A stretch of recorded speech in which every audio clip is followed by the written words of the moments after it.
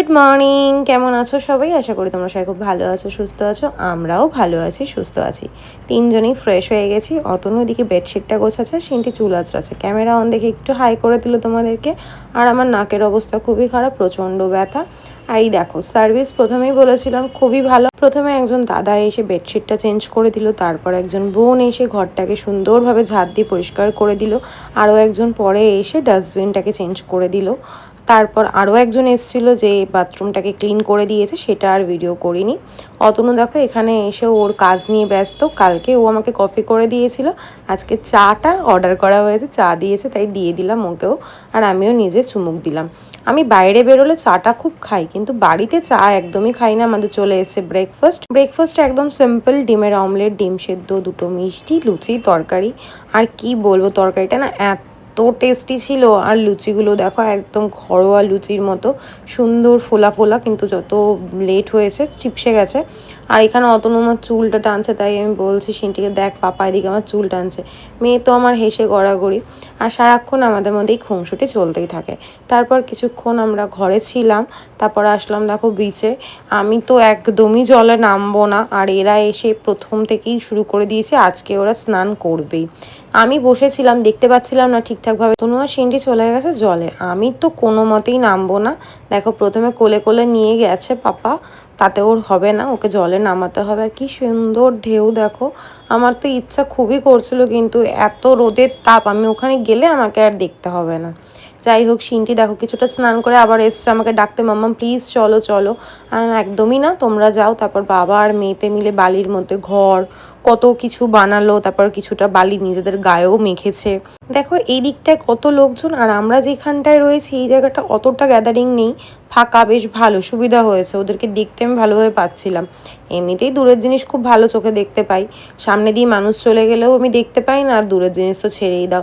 এই দেখো দুষ্টুমি চলছে, যদিও আমি জুম করে ভিডিওটা করেছি তাই একটু ঝাপসা লাগছে ভিডিওটা। তারপর ওদেরকে বললাম আমি এবার রুমে যাব, প্রচণ্ড গরমে কষ্ট হচ্ছে, বালিটা এত গরম লিটারেলি পায়ে ছ্যাঁকা লাগছিল। রুমে এসে লাঞ্চ অর্ডার করলাম, পাঁপড়, স্যালাড, পোস্ত, ভাত, একটা ঘি ভাত ছিল, একটা নর্মাল ভাত, চাটনি, ফ্রুট স্যালাড, চিকেন আর কোল্ড ড্রিঙ্কস ছিল। এই ফ্রুট স্যালাডটা কী জানি কী দিয়ে করেছে, আমার তো এরকম fruit salad first time try করেছে, আমি এর আগে খাইনি। আর মশলা কোল্ড ড্রিঙ্কসটা অতনু অর্ডার করেছিল ওর জন্য।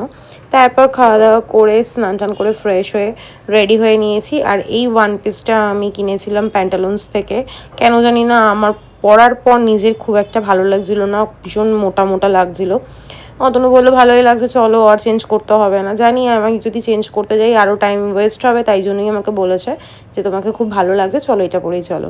তো যাই হোক, নিজেকে একটু দেখিয়ে নিলাম। তারপরে এই নাকের ব্যথাটায় না আমার মুডটাই অফ হয়ে যাচ্ছে, এত ব্যথা করছে নাকটা, কি জানি কি একটা গোটা মতো বেরিয়েছে, প্রচণ্ড ব্যথা। যদিও এখন ঠিক হয়ে গেছে। আর দেখো হোটেলের সামনে একটা গাড়ি কিভাবে রেখে দিয়েছে একদম মাঝ রাস্তায়, কোনো রকম কোনো সেন্স নেই এইসব মানুষদের। কি আর করা যাবে, সব ধরনেরই মানুষ রয়েছে আমাদের আশেপাশে। মন্দিরটা দেখে ভালো লাগলো, তাই তোমাদের সঙ্গে একটু শেয়ার করলাম। আমরা এখন যেখানেই যাচ্ছি প্ল্যান করছি একটু বিকেল বিকেল বেরোনো, রোদ থাকলে একদম ইচ্ছেই করছে না রুমের বাইরে যেতে, প্রচণ্ড গরম। আর দেখো ওয়েদারটা এখন কত ভালো লাগছে। এটা আরও একটা বিচ, কি নাম বললো অতনু আমার ঠিক খেয়াল নেই। এখানে কিছুক্ষণ দাঁড়িয়েছিলাম, এত সুন্দর এখানে হাওয়া দিচ্ছিল, ভাবছিলাম একটু দাঁড়াবো, কিন্তু অতনু তাড়া দিচ্ছিল তাড়াতাড়ি চলো, নাহলে কোণারকের মন্দির হয়তো বন্ধ হয়ে যাবে। তারপর অনলাইনে দেখলাম 8টা অবধি খোলা। কি আর করার, আমরা চলেও এসেছি, গাড়ি পার্ক করে এখান থেকে অটো করে নিয়েছি। অটো করে চলে আসলাম মন্দিরের সামনে। এখন 8টা অবধি খোলা থাকে, এর আগে যতবার আমরা এসেছি 6টার মধ্যে বন্ধ হয়ে যেত। যাই হোক, দেখো কত সুন্দর লাগছে, রোদটা যেহেতু পড়ে গেছে এখন ফ্রিলি আমরা ঘুরতে পারবো, অতটাও গরম লাগবে না। মেয়ে আর আমি আগে আগে, অতনু দেখো পিছনে টিকিট কেটে আসছে, তারপর আমরা ঢুকে গেলাম মন্দিরে। আর অতনু আর সিনটি তো নিজেদের মতোই ঘুরে বেড়ায়, আমাকে কেউ পাত্তাই দেয় না। সিনটি এখানে পোজ দিচ্ছে, অতনু ছবি তুলছিল, তাই আমি একটু ভিডিও করে নিলাম, নিজেকেও একটু দেখিয়ে নিলাম। বেশ ভালোই লাগছিল, অনেক লোকজন ছিল। তারপর দেখলাম হঠাৎ করে কারেন্ট চলে গেছে, কতটা সুন্দর লাগছে দেখো, সূর্য ডুবে গেছে তারপরও আলো দেখেছো। আর এখানে সিনটি পোজ দিচ্ছে ছবি তোলার জন্য, একবার সিনটি একবার অতনু, সিনটি দুজনেই মিলে। কারেন্টও চলে এসছে, তাই নিজেদেরকে একটু দেখিয়ে নিলাম। আমাকে কেউ ছবি তুলে দিচ্ছে না, আমার একটু রাগ হয়ে গেছিলো। আর দুজনে শুধু বলছে আমাদের ছবি তুলে দাও, তোমাকে ছবি তুলতে হবে না। তাই আমি একটু রাগ করেছিলাম, তাই সিনটি বলল মামাম তুমি বসো, আমি তোমাকে একটু ভিডিও করে দিই। তারপর দেখো আমি বসেছিলাম, সিনটি এখানে আমাকে ভিডিও করে দিচ্ছে। মানে কি বলবো, হঠাৎ হঠাৎ করে না এত মিষ্টি মিষ্টি ভালো ব্যবহার শুরু করে দুজনে মিলে, আমি নিজেই চমকে উঠি। এখানে আমরা সবাই কিছুটা সময় কাটালাম, তারপর মনে হলো এবার ফেরা দরকার, বেরিয়ে পড়লাম। আর সিনটি বেরোনোর সময় একটা আইসক্রিম খেলো। আমরা তিনজনেই হাঁটতে হাঁটতে চলে আসলাম পুরো পার্কিংয়ের সামনেটায়। তারপর তো এসে দেখি একদম যুদ্ধ লেগে গেছে, দেশে তো চলছেই, সঙ্গে দেখো এখানে আমাদের গোমাতারও যুদ্ধ শুরু করে দিয়েছে। সিনটি ভিডিও করেছে, আমার ভীষণ ভয় লাগে, আমি কেন জানি না আমি গরু ভীষণ ভয় পাই। আর দুজনে লিটারালি ভালোভাবে মারামারি করছিল, তারপরে একটা দাদা এসে মারামারি থামিয়েছে, দেখতে পাচ্ছ তোমরা। তারপর আমরা আসলাম বিচে, এসে একটু মোমো খেলাম, রুমে আসলাম। এত পরিমাণে গরম লাগছিল আর ভাল লাগছিল না, মনে হচ্ছিল কতক্ষণে রুমে গিয়ে চেঞ্জ করব, ফ্রেশ হব। আজ আমাদের পুরীতে লাস্ট নাইট, কাল সকাল সকাল আমরা বেরিয়ে যাব।